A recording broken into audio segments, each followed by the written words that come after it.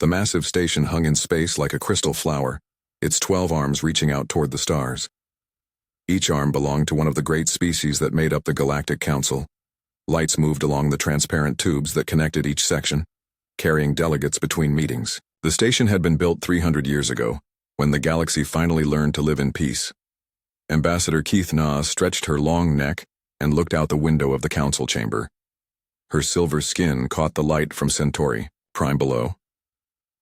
The planet spun slowly, its blue oceans and green continents a reminder of what they had all achieved together. No wars, no conflicts, just endless discussions and careful agreements that kept everyone happy. The mineral rights to System 447b will be shared equally, Keith Na announced to the chamber. Her voice carried easily through the vast room where representatives from 12 worlds sat in their special chairs. Each species needed different air to breathe, different gravity to feel comfortable. The station provided it all. Ambassador Grex Prime clicked his metal fingers on his desk. The Cortex were made of living silicon and metal, so they didn't need to breathe at all. The Veil 3 proposal is acceptable, he said in his voice like grinding gears. My people agree to the mining schedule. The Zephyrins buzzed their agreement through their translator. They looked like a swarm of golden insects, but they shared one mind across millions of bodies. When they spoke, it was with one voice that sounded like wind through leaves. Keith Na smiled. Another problem solved through talk instead of violence. This was how civilized beings handled their differences, not like the old days when species would fight wars over a single moon or asteroid belt. The Council had ended all of that. They had brought peace to a galaxy that had known only war for millions of years. The door chimed softly. A young Veil 3 aide hurried in, her movements quick and nervous. She whispered something in Keith Na's ear. The ambassador's silver skin darkened to deep gray, which meant she was worried. Representatives, Keith Na called out, and all conversation stopped. We have received an urgent message from our long-range sensors. A fleet of unknown ships is approaching our space. The chamber filled with excited chatter. First contact with a new species was always exciting. In 300 years of peace, the Council had welcomed 17 different species. Each one brought new ideas, new art, new ways of thinking. The galaxy was better for having them all. What do we know about them? Asked Ambassador Thiska of the Melody. Her people looked like tall, thin trees with silver bark and leaves instead of hair. They were always curious about new forms of life. The aide activated the main screen. Fuzzy images appeared showing distant ships. They were large but looked strange.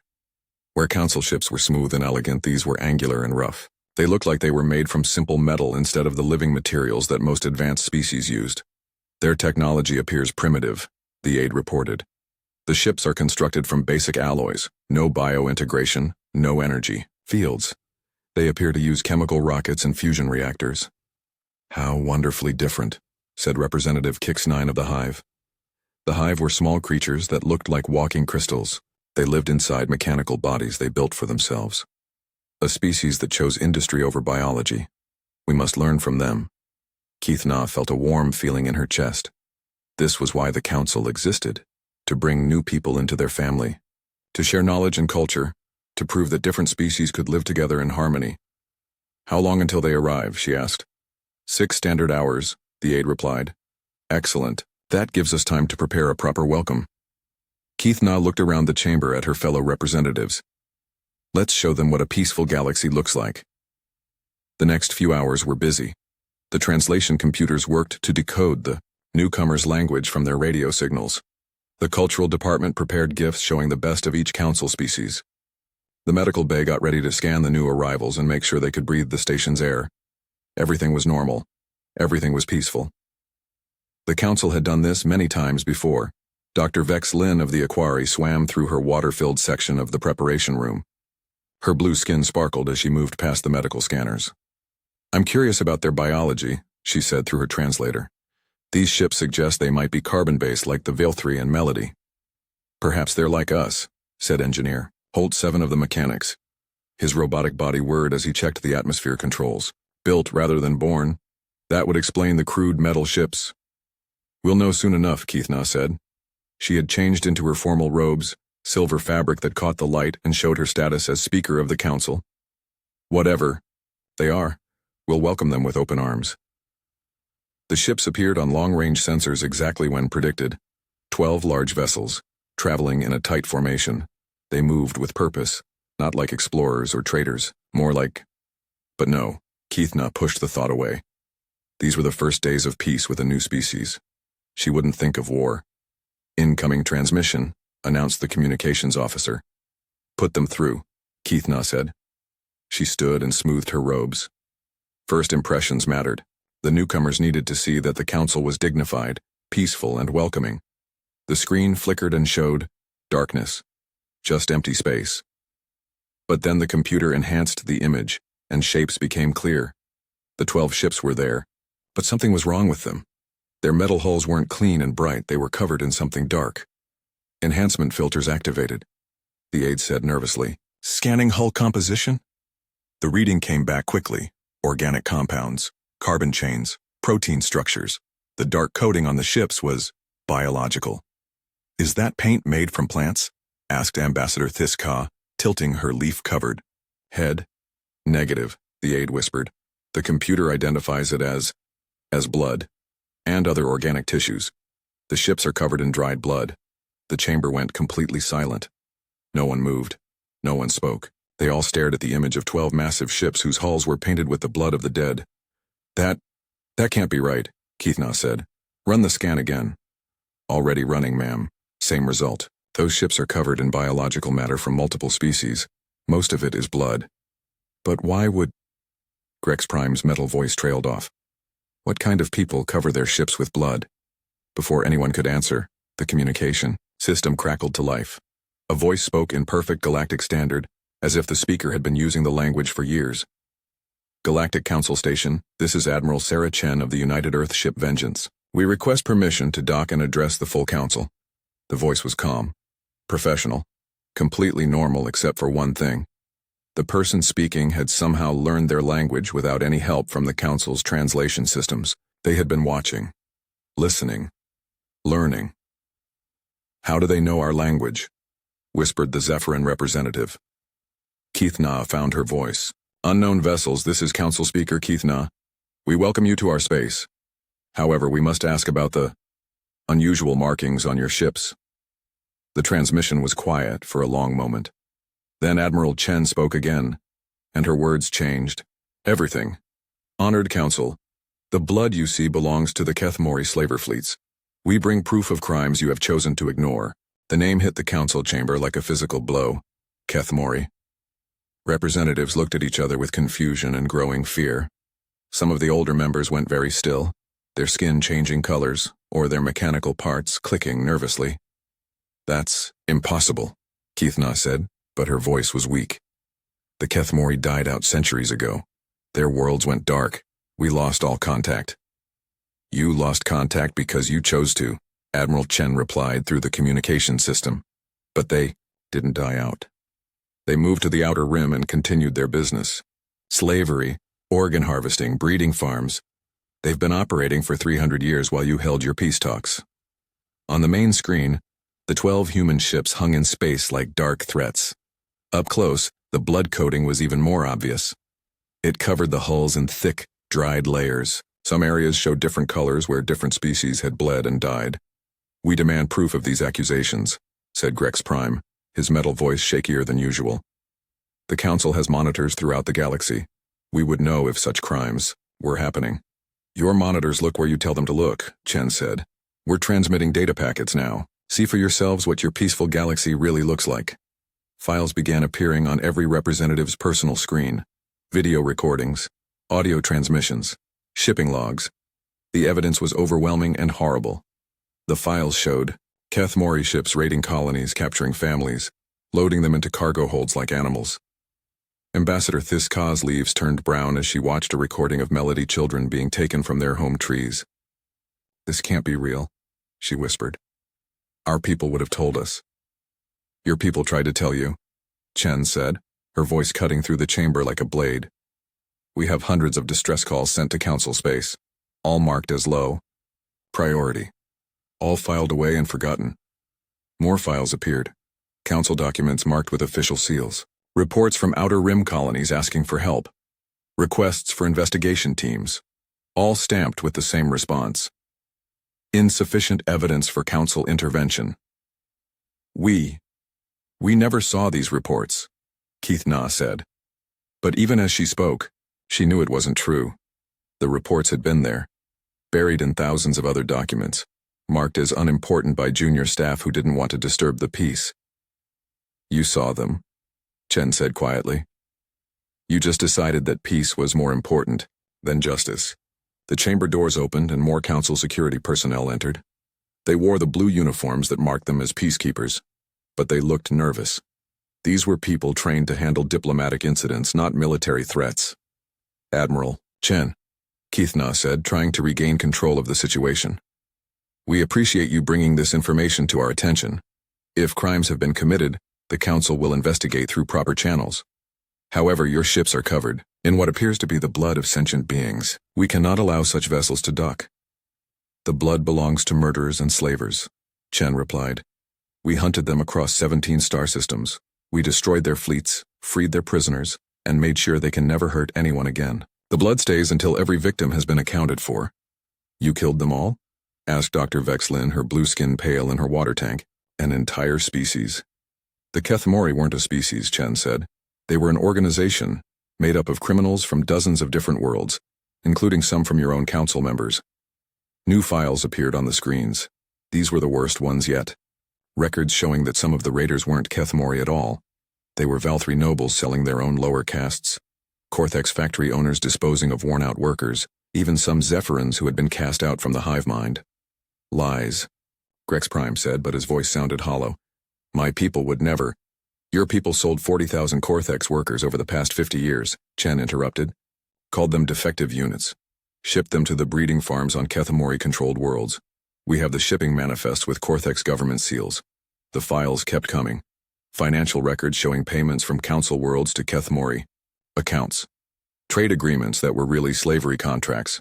Diplomatic communications that ignored obvious evidence of crimes. Representative Kix-9's crystal body dimmed as she processed the information. How did you discover all of this? She asked in a small voice. Because we looked, Chen said simply. When the Kethmori attacked our colonies 5 years ago, we didn't file a report and wait for someone else to help. We followed them home. We tracked their ships, infiltrated their networks, documented their crimes. And when we had enough evidence, we acted. You committed genocide, Ambassador Thaiskaz said, her leaves now completely brown. We committed justice, Chen replied. The Kethmori had 300 years to stop. You had 300 years to stop them. Since neither happened, we did it ourselves. The chamber fell silent except for the soft sounds of the station's life support systems. Outside the windows, the 12 human ships waited. Dark and patient, and covered in the blood of their enemies. What do you want from us? Keith Na asked finally. We want you to do your job, Chen said. We want the council to admit that its peace is built on the suffering of people you choose not to see. We want justice for the victims, and we want guarantees that this will never happen again. And if we refuse? Chen's voice was very quiet when she answered. Then we'll continue our work without you. There are other criminal organizations out there. Other slavers, other murderers, other people who hurt the innocent while you debate trade agreements. We'll find them all. You're threatening the council, said Grex Prime. We're offering partnership, Chen said. You can help us bring real peace to the galaxy, or you can watch us do it alone. Either way, it's going to happen. On the screens, new information began to appear. Lists of other criminal organizations, maps of their territories, evidence of crimes that made the Kethmori look small. The humans hadn't just stumbled onto one slaver network. They had been investigating the entire galaxy's underworld. How many more are there? Dr. Vexlin asked, though she sounded afraid to hear the answer. Hundreds, Chen said. The Syndicate runs organ harvesting operations in 40 systems. The Collective forces neural integration on prisoners. The Federation experiments on children, all operating under the protection of your willful blindness. Representative after representative went silent as they saw evidence of crimes happening in their own territories. Things they should have known about, things they should have stopped. We need time to process this information, Keithna said weakly. The people being hurt right now don't have time, Chen replied. Every day you spend in committee meetings is another day that innocents suffer. We've already lost too much time. Then what do you propose? We dock our ships. We present our Evidence to the full council. You acknowledge the crimes, punish the guilty, and help us fix the system that allowed this to happen. Then we work together to make sure it never happens again. And if we refuse? The communication channel went quiet for a long moment. When Chen spoke again, her voice carried a promise that chilled everyone in the chamber. Then tomorrow, the syndicate ships will look just like ours, covered in the blood of everyone who profits from suffering. The council chamber had been sealed. Only the 12 primary representatives remained, along with their closest advisors. The humans had been given permission to dock, but under heavy guard. Admiral Chen sat at a temporary table facing the council members, her uniform clean and pressed despite the blood that covered her ships outside. She was smaller than most of the alien representatives. Humans, it turned out, were about average size compared to the galaxy's species. But there was something in the way she sat, perfectly still and patient, that made her seem dangerous, like a predator waiting for the right moment to strike. "Tell us how it started," Keith Na said. She had composed herself since the first shock, but her silver skin still held traces of the dark gray that meant fear. Chen nodded and activated a small device. A holographic display appeared above the table showing a star map. Red dots marked dozens of systems along the galaxy's outer edge. 5 years ago, the Kethmori attacked our colony on New Terra, she began. It was a small farming world, about 50,000 people. The raiders came during harvest season when everyone was working in the fields. The display showed a blue-green planet with vast agricultural areas, peaceful, defenseless, the kind of world that existed throughout council space, protected by the promise that civilized beings didn't attack farmers. They took 12,000 people, Chen continued. Men, women, children. Loaded them into cargo ships like animals. The local defense force tried to stop them, but their ships were too fast, too well armed. Images appeared showing the aftermath. Burned fields. Empty houses. Families torn apart by raiders who struck from space and vanished back into the dark. The colonial government sent distress calls to every council member, Chen said. Posted bounties. Begged for help. Nothing happened. Your peacekeeping forces said they didn't have jurisdiction in the Outer Rim. Your investigators said there wasn't enough evidence to pursue the raiders. Ambassador Thiska's leaves rustled with shame. Our records show that request was filed under minor piracy. The clerks who processed it were following orders, Chen interrupted. Orders to keep council space peaceful by ignoring anything that happened outside it. The hologram changed, showing human ships. They were smaller than council vessels, but looked more aggressive. Sharp angles and weapon ports marked them as warships, not exploration craft. So we handled it ourselves, Chen said. Earth fleet sent 3 ships to New Terra. The UES Vengeance, UES Justice, and UES Fury. Our mission was simple. Find the raiders and bring our people home. Grex Prime clicked his metal fingers on the table. 3 ships against an unknown enemy. Force. That seems unwise. Chen smiled, but it wasn't a friendly expression. You don't understand humans yet. We don't calculate odds when our people are in danger. We just act. The display showed the human ships following energy trails through space, tracking jump signatures and fuel emissions like bloodhounds following a scent. The hunt had taken them through dozens of systems, following clues that council investigators would have called insufficient evidence. The trail led us to an asteroid field in the Terminus sector, Chen continued. Hidden base carved into the rocks. 50 Kethmori ships, thousands of slaves, processing facilities for sorting prisoners by species and age. Dr. Vex Lin swam closer to her tank wall. What did you find there? Hell, Chen said simply. People kept in cages barely big enough to lie down, children separated from parents. The strong ones worked to death in mining operations. The weak ones sold to whoever would pay. The images that appeared made several representatives look away. Beings from dozens of species, all reduced to property, all suffering while the galaxy celebrated its peace. We rescued everyone we could, Chen said, but many were too damaged to save, and the records we found showed this was just one facility out of hundreds. So you destroyed it, Representative Kix9 said, her crystal body dim with distress. We did more than that, Chen replied. We interrogated every Kethmori operative we captured. We traced their supply chains, their financial networks, their communication systems. We learned that this wasn't just random piracy. It was a business that had been running for centuries. The star map expanded, showing connections between systems. Trade routes that were really slavery paths. Financial transfers that were really payments for human cargo. A vast network of crime that reached into every corner of the galaxy. The Kethmori had contacts in council space, Chen said. Officials who looked the other way. Politicians who took bribes. Military officers who sold intelligence about defense patrol routes. Impossible, Grex Prime said, but his voice was weak. We have recordings, Chen said. She activated another file, and voices filled the chamber. A Corthex official discussing the sale of defective workers. A Val-3 noble arranging the disposal of undesirable castes. Even a Zephyrin subhive offering to trade damaged units for rare minerals. The silence that followed was deafening. Each representative stared at the evidence that members of their own species had participated in the slave trade. Over the next 4 years, we tracked down every facility, Chen continued. Every ship, every contact. We didn't just fight battles. We fought a war. A war against everyone who profited from suffering. The display showed battle after battle. Human ships, outnumbered but never backing down. Sometimes they won through superior tactics, sometimes through sheer determination, often through a willingness to sacrifice their own ships to save prisoners. You lost people, Ambassador Tiska observed, noticing the casualty reports. We lost 843 crew members, Chen said. But we saved over 60,000 slaves, and we made sure the Kethmori network could never operate again. By killing them all, Dr. Vex Lin said quietly. Chen's expression hardened. By stopping them permanently. Some surrendered and were handed over to local authorities. Some fled beyond the galaxy's edge. But the ones who kept fighting, who kept hurting people even when they knew we were coming? Yes. We killed them. Representative.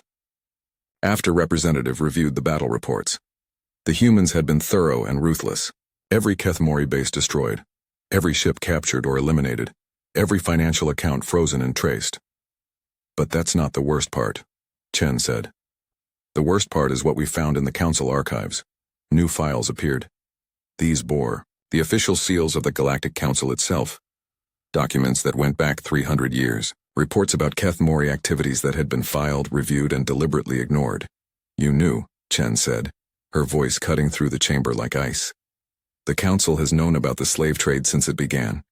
You had evidence, testimony, even video recordings. You filed it all away and pretended it didn't exist. Keith Na tried to speak but found no words. The evidence was overwhelming. Report after report, marked with stamps that said no action required or insufficient priority, or may destabilize peace negotiations. Why? Asked Representative Kix9. Why would the council ignore such crimes? Because acknowledging them would mean admitting that your peace was a lie, Chen said. It would mean taking action that might upset trade relationships or diplomatic agreements. It was easier to let the outer rim suffer than to risk your comfortable civilization. The holographic display now showed the full scope of what the humans had discovered, not just the Kethmori network, but dozens of other criminal organizations, all operating with the tacit permission of a council that chose not to see them.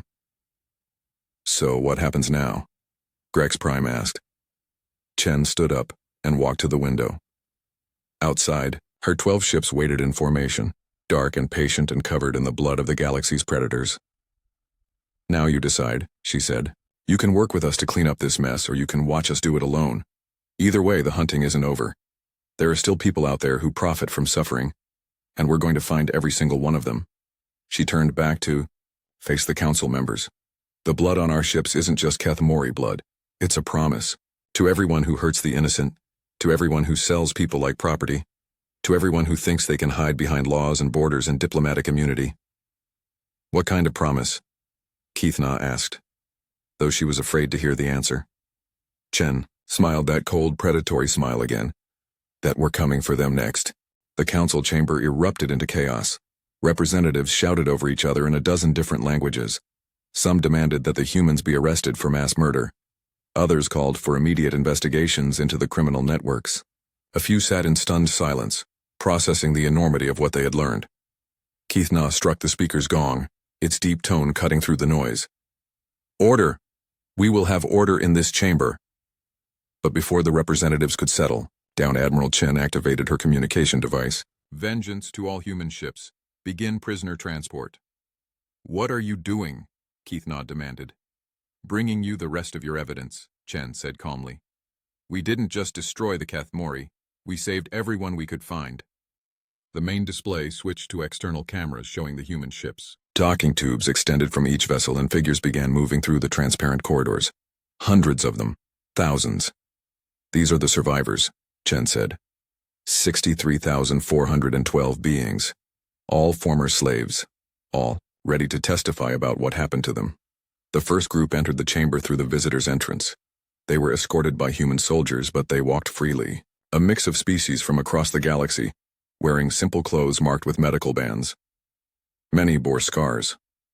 All bore the haunted look of people who had seen the worst that civilization could offer. A young Veltri female stepped forward. Her silver skin was marked with burn scars and one of her arms was missing. She looked directly at Keithna. "Ambassador," she said in a voice that shook with emotion, "I am Lisra of the Silver Coast clan. 5 years ago I was sold to the Kethmori by my own family. They said I was defective because of my mixed bloodline. I was taken to a processing station where they removed my arm for transplant to a pure blood noble." Keithna's skin went completely dark gray. The Silver Coast clan was one of the most respected families in Vale 3 society. They had political connections throughout council space. "That's impossible," she whispered. "The clans would never—" "We have the sales contract," Chen said. She transmitted the document to the main screen. It bore the official seals of the Silver Coast clan and the Vale 3 planetary government. The signature was from Keithna's own cousin. A Korthek stepped forward next. Half of his metal body was missing, replaced with crude repairs. "I am Work Unit 7743, he said in a voice like grinding metal. "My efficiency rating dropped below acceptable levels after an industrial accident. Instead of recycling, my supervisors sold me to organ harvesters. They removed my processing cores for use in newer models." More survivors came forward, each with their own story of betrayal by the very species that claimed to be civilized. Melody children taken from their family trees. Zephyrin drones cut off from the hive mind and sold as individual workers. Even some Aquari who had been drained of their water and kept in tiny tanks. "Stop," Dr. Vexlin said, her blue skin pale, in her tank. "Please, no more. We can't. You can't what?" Chen asked, her voice hard. "You can't listen to the truth about what your piece cost? These people lived it. The least you can do is hear their stories." Representative Kix-9's crystal body had gone completely dark. "How many more are there?" "Thousands," Chen said. "And these are just the ones we could save. The dead don't get to testify." The chamber fell silent as more survivors filed in. They didn't speak, but their presence filled the room with an accusation that no amount of diplomatic language could soften. Each scar, each missing limb, each haunted expression was proof of the council's failure. "This changes everything," Ambassador Thaiska said, her leaves rustling with distress. "If these crimes were committed by council members—" "They were," Chen said. "We have documentation going back decades. Sales contracts, shipping manifests, payment records, all signed by officials from every council species." "Even humans?" Grex Prime asked, his voice desperate for some shared guilt. "No," Chen said simply. "We only learned about the galaxy 5 years ago. You've been doing this for centuries." Keithna looked around the chamber at her fellow representatives. She saw shame, fear, and desperate denial in their faces. The careful peace they had built was crumbling as the truth came out. "What do you want from us?" she asked again. Chen gestured to the survivors filling the chamber. "Justice, reparations, and a guarantee that this never happens again." "The council doesn't have that kind of authority," Grex Prime protested. "We can't prosecute crimes committed by sovereign governments." "Then change your authority," Chen said. "Create war crimes tribunals. Establish enforcement powers. Give your peacekeepers real weapons and the will to use them." "That would mean the end of peace," Dr. Vexlin said. "If the council becomes a military organization—" "Your peace was never real," Chen interrupted. "It was built on the suffering of people you chose not to see. Real peace means having the strength to protect the innocent, even when it's inconvenient." A Zephyrin survivor buzzed forward. She was alone, cut off from the hive mind that defined her species. Her golden shell was cracked in places where she had been damaged. "I was Harmony Song 7729, she said in a small, broken voice. "My hive declared me defective when I asked questions about the Outer Rim disappearances. They sold me to the Collective for neural experiments. I spent 2 years having my mind torn apart and rebuilt." The main Zephyrin representative, who had been silent throughout the testimonies, finally spoke. The Hive. The Hive did not know. The Hive knew, the survivor said. The Hive decided that asking questions made me dangerous, so they got rid of me. More survivors stepped forward with their testimonies. Each story revealed another layer of corruption, another betrayal by the species that claimed to be civilized. Council members had not just ignored the slave trade, they had participated in it. Enough, Keithna said, but her voice was weak. We need time to process this information. No, Chen said. Time is what allowed this to happen. Time is what criminals use to cover their tracks and find new victims. We're done waiting for you to act. She activated her communicator again. All ships begin Phase 2 operations. What is Phase 2? Representative Kix-9 asked nervously. We're broadcasting everything, Chen said. Every document, every recording, every testimony, to every world in the galaxy. Let your people decide if they want leaders who profit from slavery. The representatives began protesting at once, but Chen ignored them. She walked to the center of the chamber and addressed all of them directly. For 300 years, you've had peace by ignoring suffering, she said. You've had civilization by letting barbarians operate outside your borders. You've had clean consciences by making sure your hands never got dirty. She gestured toward the window where her blood-stained ships waited in the darkness. But our hands are dirty now, and we're willing to keep them dirty as long as there are people who need protecting. You're talking about war, Grex Prime said. I'm talking about justice, Chen replied. The Syndicate is still operating. The Collective is still experimenting on prisoners. The Federation is still breeding slaves. All with the same protection you gave the Keth Mori, willful ignorance. She looked at each representative in turn. You can help us stop them, or you can watch us do it alone, but it's going to happen either way. And if we refuse? Keithna asked. Chen smiled that cold, predatory smile. Then tomorrow your broadcast will show more blood-stained ships, and the day after that, and the day after that, until every slaver and every criminal knows that someone is coming for them. The chamber fell silent except for the quiet sobs of survivors remembering their suffering. Outside, the human fleet waited like a promise of violence to come. The age of peace was ending. The age of justice was about to begin. 6 months later, the Galactic Council station looked different. The 12 arms still reached out toward the stars, but now armed ships patrolled the space around them. Not the ceremonial escorts that had once provided symbolic protection, but real warships with real weapons.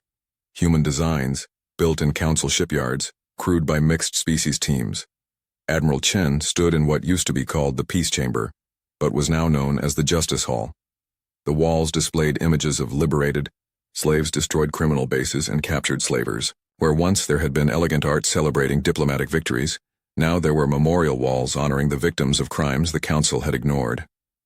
Status report, Chen said to the mixed group of officers around the central table. Commander, Vex Prime, a hybrid AI built from both Cortex and mechanical technology, activated the main display. The Syndicate stronghold in the Cygnus sector has been neutralized. 47 ships destroyed, 12,000 prisoners liberated. Casualties? Chen asked. Minimal on our side, reported Captain Thisroot, whose bark-like skin bore new scars from the recent battle. The Melody regeneration chambers saved most of our wounded.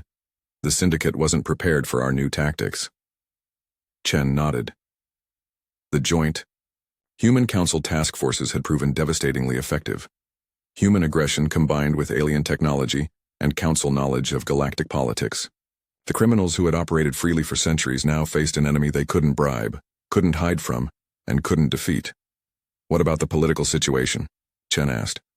Complicated, admitted Ambassador Keithna, who now served as the Council's justice coordinator. Her silver skin had regained its natural brightness, but she looked older. The weight of 300 years of ignored suffering had changed her. The Valthree government has fallen. The Silver Coast clan trials exposed too much corruption. The new leadership is cooperating fully, but there's still resistance from the outer clans. Let them resist, Chen said without sympathy. Every clan that participated in the slave trade will face justice. No exceptions. The transformation of the galaxy had not been gentle. Governments had fallen as their crimes were exposed. Military leaders had been arrested. Entire political systems had collapsed when their connections to criminal networks became public knowledge. But from the chaos, something new was being built. The Cortex have completed their tribunal system, reported Grex Alpha, the new representative. who had replaced the disgraced Grex Prime. 237 officials convicted of slavery-related crimes. Their processing cores have been recycled, and their knowledge archives donated to victim rehabilitation programs. Chen smiled grimly. The Cortex had adapted quickly to the new reality.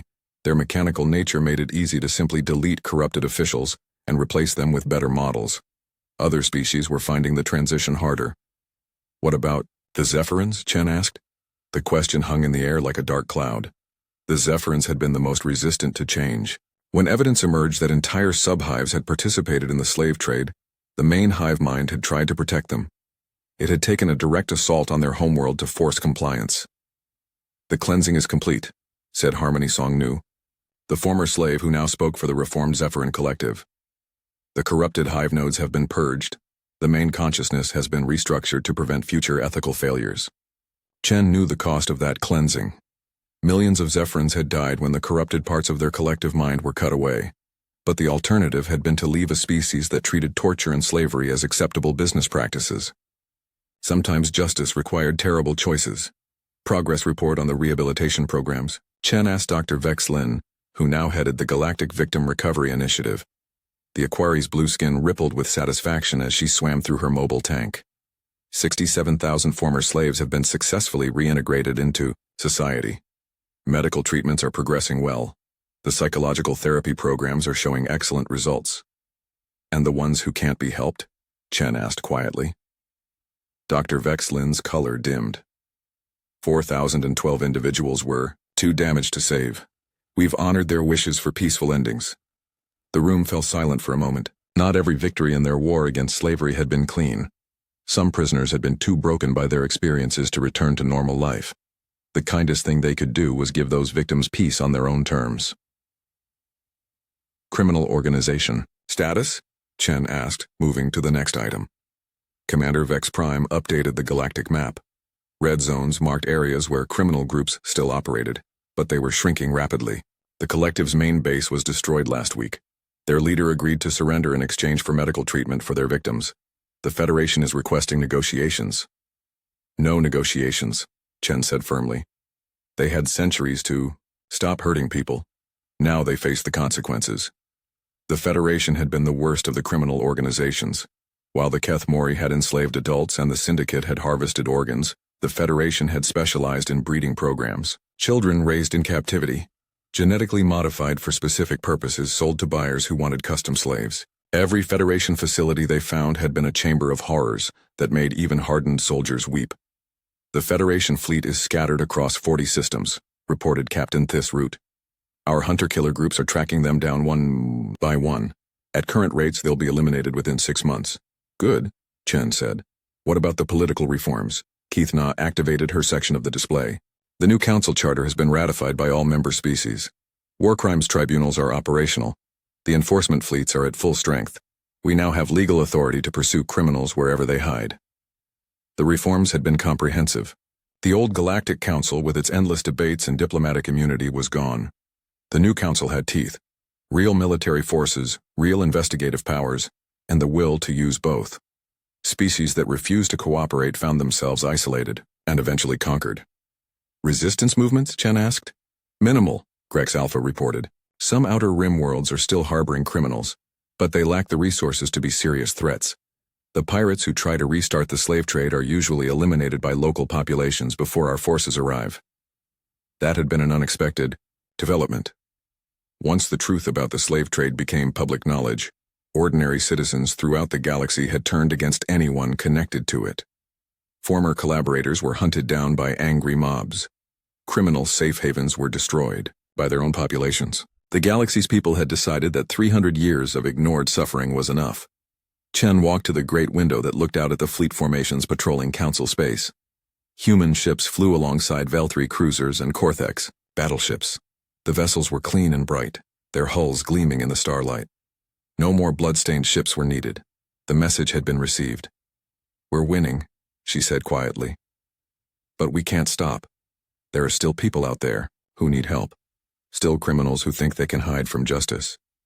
The outer galaxies, Keithna said. Our scouts have detected slave trading networks in the Magellanic clouds. They're using refugees from our campaigns as cover. Chen's smile was sharp and predatory. Then we'll follow them there too. Justice doesn't stop at galactic borders. She turned back to face her officers. Human and alien faces looked back at her, all united in their purpose. They had learned to work together, fight together, and die together for something greater than themselves. New mission assignments, Chen said. Task Force Alpha will pursue the Federation remnants in the Terminus sector. Task Force Beta will investigate the trafficking reports from the Outer Rim. Task Force Gamma will establish monitoring stations in the Magellanic approaches. And the blood? Asked Harmony Song Nu quietly. Will our ships carry blood again? Chen considered the question seriously. The blood-stained hulls had been more than just evidence of their victories. They had been a symbol, a promise, a threat that kept criminals awake at night knowing that hunters were coming for them. Only when necessary, she said finally. When we need to remind the galaxy what happens to those who prey on the innocent.